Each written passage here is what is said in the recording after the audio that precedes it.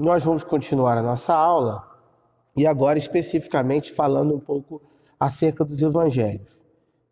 A gente está aqui na tentativa de uma visão e de uma estrutura panorâmica. É claro que você, a partir do seu conteúdo e também da sua apostila e dos livros de teologia do Novo Testamento, você vai, obviamente, buscar e aprofundar cada vez mais esses pontos que nós estamos salientando aqui. Por exemplo, comentários como do Champlin, do Barclay, ou até mesmo do D.A. Carson, que é um comentário do Novo Testamento, comentários do Shedd, podem aprofundar ainda mais o seu conhecimento acerca do Novo Testamento. Nós temos comentários Nova Esperança, temos um comentário do João Calvino, que podem, de algum jeito, aprofundar o seu conhecimento acerca do Novo Testamento, tanto dos Evangelhos quanto das cartas paulinas, cartas gerais, de Atos dos Apóstolos e também do livro do Apocalipse. Então são livros que podem ajudar e com certeza vão ajudar você no crescimento e na concepção aí de cada livro, de cada momento, de cada escrita neotestamentária. Bem, nesses vídeos a gente vai tratar um pouco acerca dos evangelhos em si e dar uma visão geral. Nesse primeiro momento eu queria dizer o seguinte: a gente está diante de 4 evangelhos, Mateus, Marcos, Lucas e João, né? Nós concordamos de forma teológica e histórica que o evangelho de Marcos é o mais antigo, ainda que se defende a existência de uma fonte que eles chamam de fonte Q, que era uma outra fonte que provavelmente tanto Mateus quanto Lucas tenha bebido. Marcos, Lucas e Mateus, nós chamamos de evangelhos sinóticos. Por que evangelhos sinóticos? Porque a palavra sinótico vem do mesmo olhar, numa mesma perspectiva. Isso não quer dizer que os 3 evangelhos são idênticos, são exatamente iguais. Mas, minimamente, isso diz respeito a que os 3 evangelhos têm a tarefa e a missão de falar diretamente, ou pelo menos de forma clara e objetiva, acerca da mesma pessoa que é Jesus, sobre o mesmo prisma e a mesma intenção de traçar desde o período do nascimento ou do período do batismo até a sua ressurreição, né? Fazendo relações e correlações com fatos históricos, com profecias do Antigo Testamento e com toda uma estrutura a fim, sobremodo, de afirmar a posição messiânica de Jesus de Nazaré. E é por isso que é importante entender que os evangelhos não têm um caráter biográfico. Quando a gente lê os evangelhos, nós não estamos lendo uma biografia de Jesus. Nós estamos lendo livros históricos. Ainda que em determinado momento da história, a ideia e a compreensão que se tinha acerca dos evangelhos era que, de fato, a gente estava se tratando de livros ali biográficos que estavam falando do personagem Jesus. Mas a partir especificamente da literatura lucana, a partir especificamente da literatura de Lucas, que é um médico, e aí a estrutura literária que Lucas estabelece, buscando alguns fundamentos históricos, colocando o nascimento de Jesus, a sua apresentação, apresentando ali inicialmente a figura de Simeão e Ana, e Lucas tendo todo um cuidado mais estrutural e técnico na sua construção, tanto no seu evangelho quanto na escrita de Atos, o que se percebe de fato que a gente está diante de uma literatura histórica, que serve como documento histórico para comprovação e estruturação dos fatos que aconteceram ali dentro do tempo e do espaço na Palestina do primeiro século. Então é importante a gente ter essa ideia.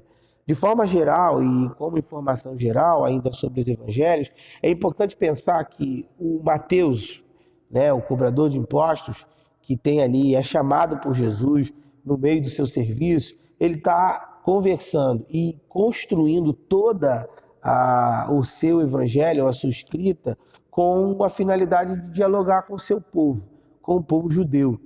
Então é por isso que em Mateus a gente tem ênfase na genealogia, a gente tem ali do capítulo 5 ao capítulo 7, Mateus ele dá um caráter para esse sermão do monte, tipo o mesmo caráter dos 10 mandamentos em Moisés. Então, é uma palavra muito comum e que caracteriza o Evangelho de Mateus é justamente essa ideia de prática, que era muito ligada à ideia da lei. Então, o Mateus tem essa característica, ele tem essa estrutura, ele se ocupa na escrita para provar de forma clara, objetiva e direta que Jesus, o filho de Maria e José, era de fato o Messias prometido. Então, é muito comum Mateus usar muito mesmo as escritas, por exemplo, do Antigo Testamento, a expressão e isso aconteceu conforme está escrito, isso se deu porque está escrito, e o profeta tal disse isso. Então isso é muito comum, é uma característica da literatura de Mateus. Já Marcos, ele escreve aos romanos, e é por isso que em Marcos, Jesus, ele tem uma figura de um servo, e de um servo sofredor. E uma outra característica que a gente percebe na leitura do Evangelho de Marcos, e aí eu coloco isso aí como desafio para você, meu aluno, ler o Evangelho, é que o Jesus de Marcos é um Jesus trabalhador. Ele está agitado o tempo todo. Você percebe em toda a estrutura de Marcos que Jesus está o tempo todo fazendo alguma coisa. Você, quando lê os 16 capítulos de Marcos, você lê e falta fôlego, porque o tempo todo Jesus está ali, está lá, está na Galileia, está na Judéia, está curando, está levantando. Ele não para, está o tempo todo. É para dar esse sentido, para dar essa ideia. E isso também é uma característica dos romanos, né? Essa ideia do trabalho, da ação, né, da corrida. Então isso é muito presente na literatura de Marcos. Além de Marcos destacar em Cristo ou em Jesus de Nazaré, tanto a titularidade do Filho do Homem quanto a titularidade do Filho de Deus. E Marcos faz isso para poder, de algum jeito, estruturar aí os dois caminhos, o divino e o humano. E isso ali muito bem presente. A gente tem também o Evangelho de Lucas, e o Evangelho de Lucas, por Lucas ouvir do próprio Marcos, ouvir principalmente Paulo, o Lucas está conversando com os gregos, e aí ele se ocupa muito de estruturar de forma técnica, nas estruturas minuciosas dos fatos históricos que ele trabalha. Lucas, como característica geral do seu livro, ele salienta muito a ação do Espírito Santo. Lucas tem como ação direta o relacionamento e a inclusão dos excluídos, como as mulheres, as crianças, os pobres, os órfãos. Isso é muito presente, né, na literatura de Lucas. Ele ressalta muito esse conceito e principalmente em Lucas, e isso se caracteriza tanto no Evangelho quanto isso se caracteriza tanto no Evangelho quanto em Atos dos Apóstolos, que é a ação do Espírito Santo. E Jesus, em Lucas, tem aí a ideia de um homem perfeito. É essa ideia e esse conceito que Lucas vai tentar, de algum jeito, passar para os seus ouvintes. E ainda fechando esse balanço geral dos evangelhos, a gente tem João, que não é sinótico. A teologia joanina tem uma outra finalidade, é um evangelho escrito ali por volta do ano 70, e João tem, de forma direta, nesse contexto, uma missão de lutar contra a filosofia gnóstica.